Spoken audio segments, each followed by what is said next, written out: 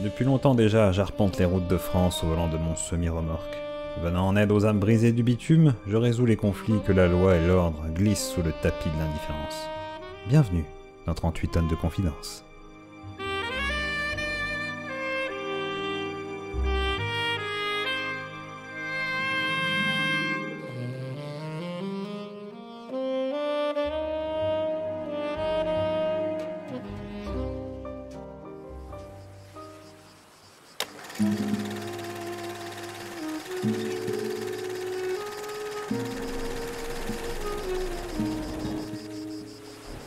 Il faisait beau, il faisait chaud, c'était un jour d'été, je conduisais vers le nord de la France, en Bretagne précisément, près de Plousguirec, petite bourgade de Bretagne.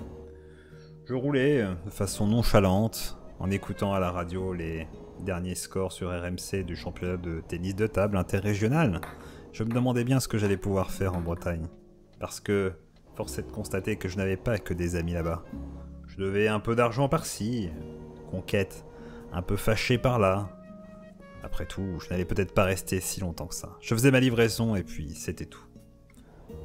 À mesure que j'arrivais près du nord-ouest de la France, la pluie se mit à tomber. Bien sûr, je n'étais pas très surpris.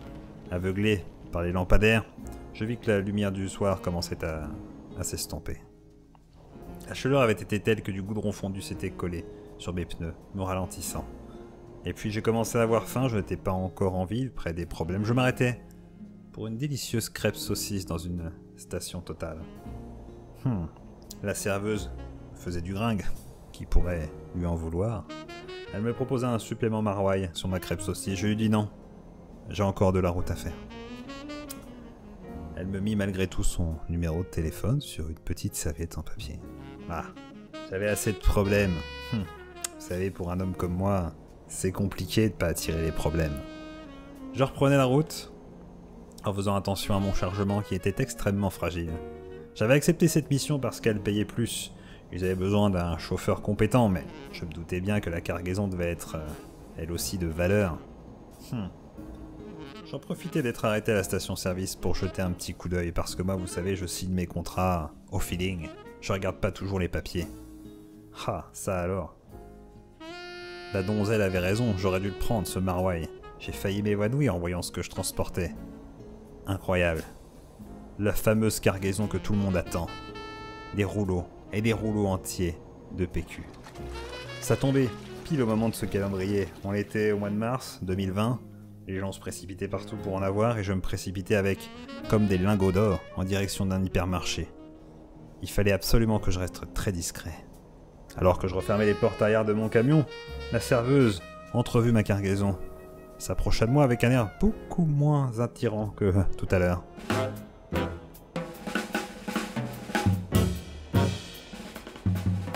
Elle me dit « File-moi tout ça, dépêche-toi ». Mais enfin, mademoiselle, je ne peux pas, je suis un professionnel. Elle m'empoigna alors et essaya d'ouvrir la porte du camion. Elle se comportait comme un animal. Enfin, s'il vous plaît, gardez votre calme. J'en ai besoin, dit-elle, je ne veux pas l'attraper, je veux pouvoir rester chez moi en toute sécurité et me torcher le cul. Là-dessus, je me vis obligé de lui faire une prise de judo dont j'ai le secret car je suis 5e dan de judo. 5e fois que je me bats contre un certain Danny. Je vous explique un peu les termes. C'était la pénurie dans tout le pays et le professeur Raoult n'avait pas arrangé les choses avec son médicament, la quinine, hydrochloroquine, quinine, je ne sais plus le nom. Bref, tout le monde paniquait, tout le monde croyait qu'on n'allait pas pouvoir se soigner. C'était la panique en France et dans le monde. Je reprenais vite les rênes de mon camion car je sentais que le mot avait été dit à tout le personnel de la station qui commençait à me poursuivre, telle une armée de zombies. Je démarrais alors le camion en trombe et je m'engageais sur l'autoroute, en espérant que personne n'aurait eu vent de l'information. J'ai entendu alors ma CB crépiter, avec le code typique des routiers qui donnait à peu près quelque chose comme ça. Q25, j'ai un Julien Lepers sur la 32. Livraison attendue à point nommé. C'en était fini, tout le monde était au courant. Ils avaient une CB à la station-service. J'allais devoir me frayer un chemin parmi tous les fous. Ils n'allaient quand même pas provoquer un accident de voiture pour éviter une gastro un peu salissante. Peu importe. J'étais pied au plancher, je roulais au-delà de la limite de vitesse, mais peu importe, ma vie en dépendait. Et la vie du supermarché également, car ils allaient gonfler les prix, j'en étais sûr. J'allais demander peut-être une petite compensation parce que j'étais pas un enfant de cœur, moi, vous voyez. Malheureusement, un embouteillage s'était formé apprenant la nouvelle, comme si les gens essayaient délibérément de me stopper. Je sortais avant le bouchon vers les départementales pour me faufiler. J'étais assez peu discret avec mon camion, floqué de la marque Carrefour. Tant pis, je devais mener à bien ma livraison. C'était plus important qu'une simple récompense, qu'un simple travail bien fait. C'était le fondement de la société.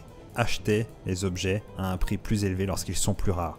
Voilà sur quoi est construite la France. Alors que j'imaginais déjà les marées de chiasse chez les gens qui n'avaient pas pu se fournir, qui attendaient devant le carrefour où je devais aller régler. Vite, je devais me dépêcher. Ni une ni deux, mon sang ne fit qu'un tour. Malheureusement, toutes ces histoires et ces images en tête me firent gargouiller les intestins. Mon Dieu, la serveuse, elle m'avait touché. Est-ce qu'elle m'avait transmis elle aussi le virus? Est-ce qu'elle était déjà infectée? Ah mon Dieu, je commençais à trembler et à être nerveux. Mais pas de souci, j'étais un professionnel. Je sortis de la départementale et j'arrivais aux abords de Plouguirec, si je me souviens bien du nom de la ville. À la faveur d'un feu rouge, je consultais Doctissimo rapidement pour voir les symptômes. J'en avais 45 sur les 53. C'est bon, je ne l'avais pas encore. Je remontais dans mon camion, mais tout d'un coup, mes intestins me firent douter du diagnostic de Doctissimo. Il fallait que j'aille urgemment dans les buissons me soulager. Peut-être était-ce psychosomatique, mais je devais vider mes intestins. Une fois terminé, je n'avais hélas rien pour m'essuyer. Je ne pouvais pas entamer la cargaison, c'était indigne d'un professionnel comme moi. Passer par là un faisant, je m'en suis servi, je ne le regrette absolument pas. Un animal sauvage, ça lui servira de protection contre les prédateurs.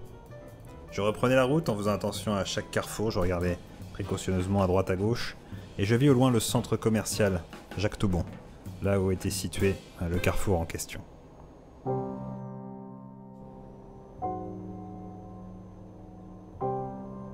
Alors que j'approchais du parking, je vis les grilles fermées. C'était pas normal. J'hésitais à klaxonner, mais j'allais me faire tirer dessus comme un lapin par tous les fous qui me poursuivaient si je le faisais. Tant pis, je tentais le coup. Alors que j'appuyais sur le klaxon, j'avais complètement oublié que j'étais passé voir mon pote Dédé de Lille. Il m'avait fait un petit assortiment de tuning sur mon camion.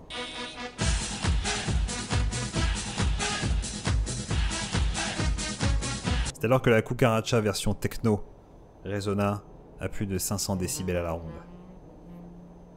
Je vis alors les gens, les yeux vitreux, la main sur le ventre, marchant titubant vers mon camion comme s'ils savaient. Ils s'étaient tous donné le mot. J'avais dans mon coffre le Saint Graal, mais je ne devais pas leur donner. Je devais donner à Carrefour pour qu'ils puissent en profiter et faire de l'argent.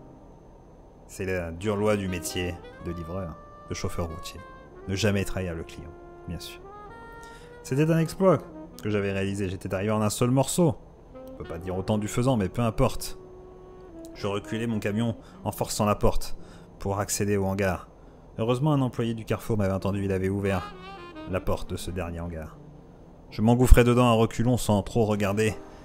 Et grâce à une manœuvre dont moi seul ai le secret, je réussissais à me garer parfaitement en place pour pouvoir vider les palettes du précieux produit rose et parfumé à la menthe ou à la lavande. C'est alors que le directeur du Carrefour s'empressa de m'accueillir. C'était Jacques B, Jacques Beauregard. Je lui dis bonjour Jacques, je le connaissais un petit peu, j'avais un petit peu fricoté avec sa fille, j'avais de faire de moi son gendre mais ce n'était plus d'actualité. Écoutez Jacques, c'est maintenant ou jamais, dépêchez-vous, ils sont à mes trousses. L'employé avait refermé la porte du hangar mais ça n'allait pas les retenir longtemps. Vite, aidez-nous à décharger, me dit-il. Évidemment, je ne pouvais qu'accepter. C'était après tout un potentiel beau-père, ou tout du moins un ex-beau-père. Nous dépêchions alors de vider les palettes, de les placer à côté du rayon de l'huile d'olive. Et c'est alors qu'il fit un geste que je n'oublierai pas. Je lui dis, vous savez, je suis sûr qu'il y a encore de l'humanité en vous, en moi, en tous ces gens. Je le vis alors prendre une petit panneau jaune et écrire au stylo feutre rouge. Papier toilette, en promotion. Les portes s'ouvrirent, le torrent des bruits des pas, des cris, des râles se fit entendre. Le reste, vous l'avez sûrement vu à la télé.